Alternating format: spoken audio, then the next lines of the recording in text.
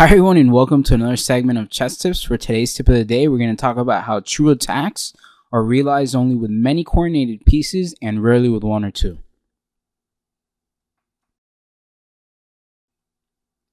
So today's tip of the day was brought to us by Andrei Fyodor back in 1749 when he wrote his treatise on chess.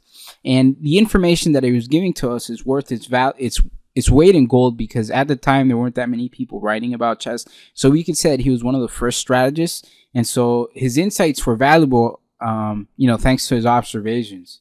So having said that, the game that I want to present to you is a game that I played versus GM Renier Gonzalez back in 2005. It was a final round tournament game on a tournament called the Turkey Bowl. And so if my opponent would have won or he would have drawn, he would have won the event with, just clear first.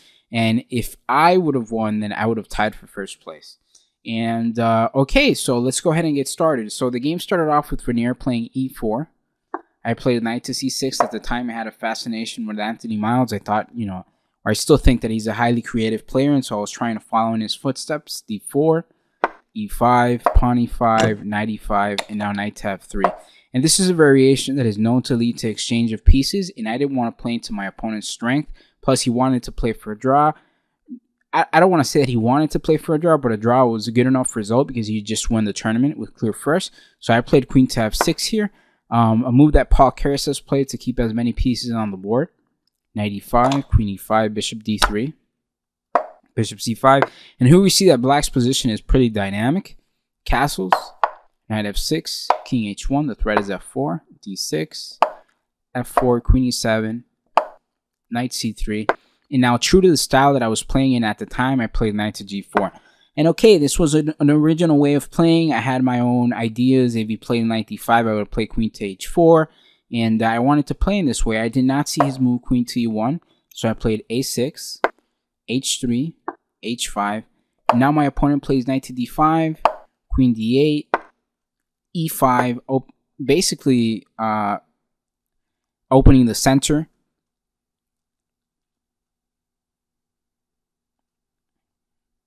But I had an idea in mind, which I think my opponent completely overlooked, and that's that I could play pawn takes e5, and he played knight to e3, and his idea is that now he could capture the knight on g4 because the bishop on c5 is being obstructed by the knight on e3, but I had a deeper idea, and that's that I could play king to f8 and sacrifice the knight for a winning attack.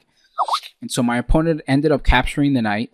I went pawn takes g4 check, king g1, pawn takes f4, rook takes, and now queen to d6. And this is a correct move. We're eyeing the h2 square. We're protecting the c5 bishop, which is very important when you're attacking. And we're threatening moves like g5. So we have incredible squares for our pieces. And this is the example that came to mind, at least from my games, when we're talking about a principle of true attacks being realized only with many coordinated pieces and rarely with one or two. So far we have 3 attackers, but we still have 2 pieces that are missing the action in play.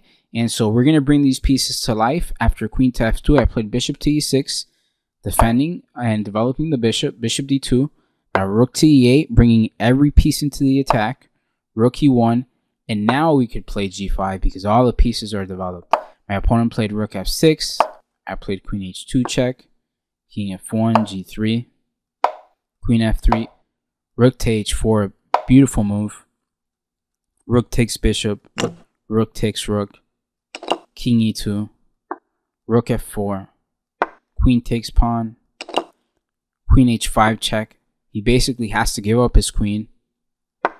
Rook takes queen, pawn takes, check, takes, and after g2, my opponent resigned. And something that you should keep in mind is what Joseph Blackburn wrote in his game collection. He said that never commence your final attack until the queen's rook is in play. And that's something that you could keep in mind when you want to attack in chess. Really what it means is that you should develop all your pieces, and once this is complete, then you could commence your attack.